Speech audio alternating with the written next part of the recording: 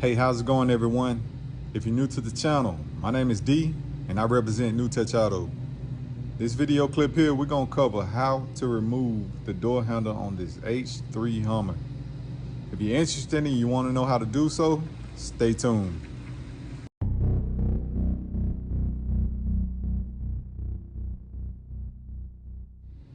Welcome back. Now this is gonna be an easy removal. Only thing we'll be using is a 10mm socket. We're gonna go inside the door. We're gonna remove this here first, then we're gonna move the handle. So we're gonna open up our door. First place we're gonna start is right here. You have a plug that's covering up the socket. You wanna remove that plug.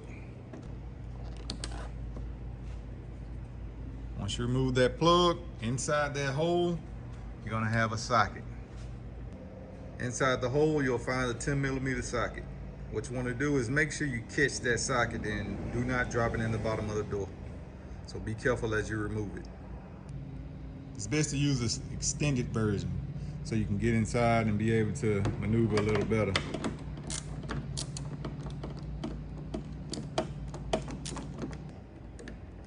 Once you pop off that back piece, you have your screw and it's sitting inside.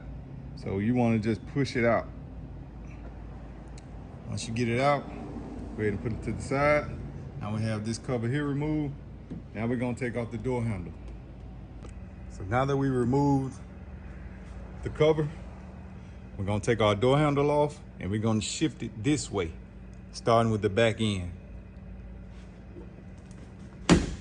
Shift it, lift up, and just bring it out slowly. And now you have your door handle removed. So that concludes the end of the video. If you got any additional questions, leave it in the comment section. I'll get back to you as soon as possible. If you like it and you feel like this was helpful, go ahead and leave a like.